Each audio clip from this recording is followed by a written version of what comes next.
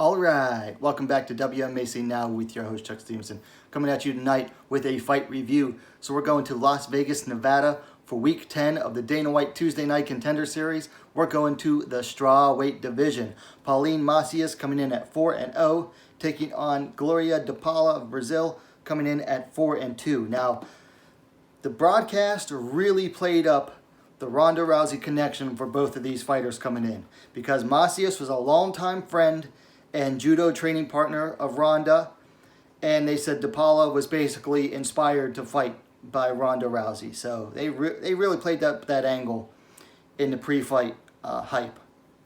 So first round, de Paula backed Macias up early with right hands. Now Macias shot in for a takedown, and I wrote this entire sequence down, but it's hard to do it justice. Macias shot. De Paula defended, jumped to guard, and latched on a guillotine. Now, as de Paula basically let go of the legs around the waist of Macias to get that back down to the ground, probably to try to gum low with the guillotine, Macias basically stepped in, brought de Paula around her back, and threw a beautiful hip toss. And hip toss doesn't do it justice. I wish I knew the proper judo term for it, but we'll say a hip toss. Basically, started the hip toss as de Paula was already in the air, bringing de Paula to the ground onto her back. But de Paula kept a hold of the guillotine and used that as an angle to get back, to roll over to her stomach, and got back to her feet probably within 5 seconds, definitely less than 10. Macias tried to go for 2 more takedowns that got stuffed by de Paula. On the second one, she sprawled and locked up the Darce choke. Now, Macias was stuck in that position for really until the end of the round. After about a minute, de Paula started kneeing the shoulders, and then she adjusted. She sat to her hip, started adjusting and tightening it up, but Macias, she eventually based up, got to her feet, but still stuck in the choke. She survived the round. Second round, de Paula again backed Macias up with hard punches and kicks. You know, Macias occasionally got inside to land her own strikes, but it was low volume. Now, and honestly, de Paula, just excellent use of reach, which you don't see often enough in MMA, but de Paula used her reach very well. Now, Macias tried to get a double leg, but de Paula defended it. That was about the minute 25-second mark. From there, de Paula created space on the ground. Or no, I'm sorry. De Paula didn't defend it. She did get taken down. But she was able to create the space. And Macias, I don't know why, let de Paula stand back up. I think that was a huge mistake on her part. De Paula landed a heavy kick to the body and then some really heavy knees in the clinch. Macias pulled guard and tried to basically dive for the legs, but didn't really work. De Paula was in her guard, stood up, landed some hard punches from standing guard, got back into her guard, landed some more strikes, while de Paula did her best to, break de Paula down and stifle her, but it didn't really work, and de Paula landed some more hard ground and pound. So Macias was down 2 rounds going to third. Her corner told her, you got to work for the finish in this one. So third round, again, de Paula backed Macias up to the cage with her punches, where both started exchanging knees. Now, de Paula landed a hard right elbow on the break. From there, Macias occasionally was able to get in, excuse me, and land some single strikes, but she just had a hard time dealing with de Paula's reach. Now, de Paula, she stuffed another Macias takedown. Macias was starting to throw the desperation takedowns. De Paula clinched off of another takedown attempt and just started landing some really hard knees in the clinch, wobbled Macias.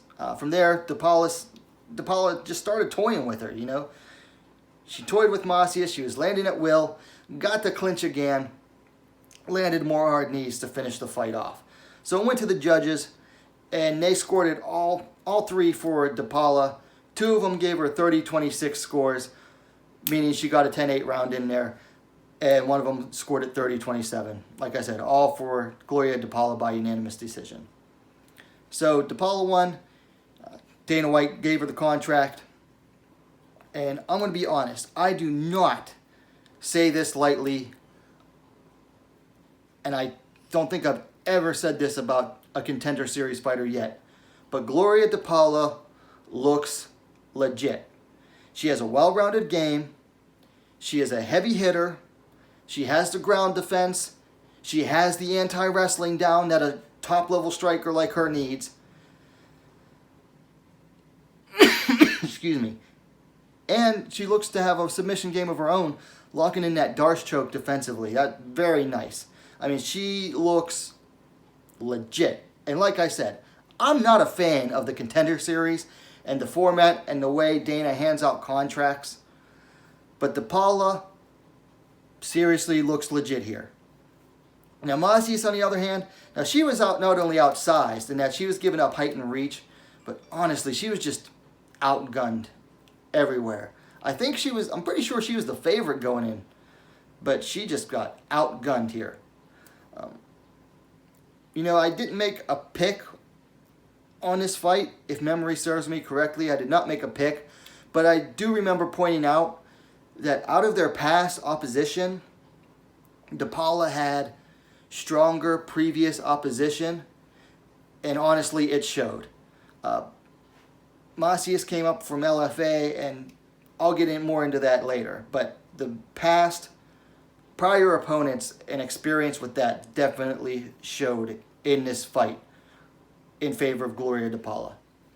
Now, for things to work on. For de Paula, I thought she had a near flawless performance. I think her head movement could use some work, but I say that with just about every fighter anyway. So work on the head movement. But other than that, she just, she didn't steamroll Pauline Macias, but it was a near flawless performance. For Macias, definitely work on head movement, but also she just did not know how to really deal with the reach of de Paula.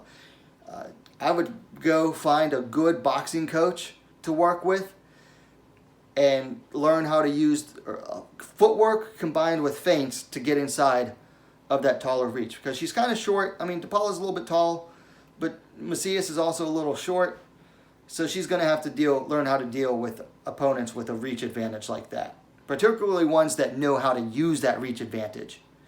Also, and finally, Macias has to throw more volume. Even, Paul Felder was doing a commentary, and he kept saying, she's just throwing one punch at a time, and it's not gonna work. She's got to start throwing more volume.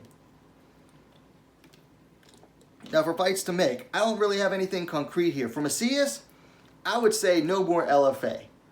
I am not a fan of LFA's matchmaking. They basically pick someone that they want to build up, and they kind of baby them all the way up until they get plucked to the UFC, and then it's like sink or swim. I think she would do much better if she were to go to someplace like, say, Invicta, where they would match her up properly to her skill level. And I just think that overall, Invicta tends to build up fighters better. Now, they tend to baby some of their fighters too, but I'd say overall, they do a much better job of building up fighters than LFA does. And that's nothing against LFA. They are a good promotion, and they have entertaining fights. But I'm just not a fan of the way they tend to baby some fighters and pick favorites like that.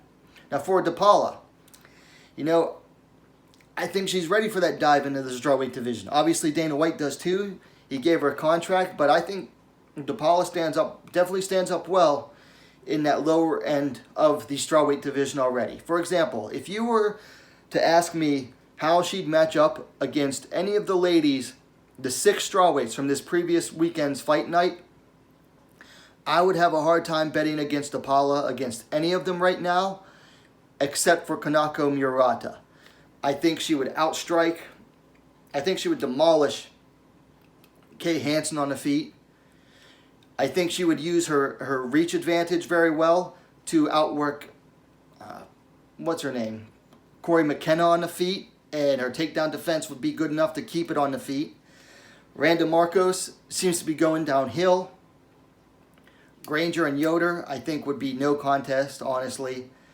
And Murata, I think she would batter Murata on the feet, but I think it would also only be a matter of time until Murata would be able to get a takedown and use her chain wrestling. And I think that would be where DePaula would have the hardest time against there. So I think DePaula, anyone they match her up with, you know, just outside the top 15, she's going to match up really well with. And like I said, I honestly think that she looks very legit.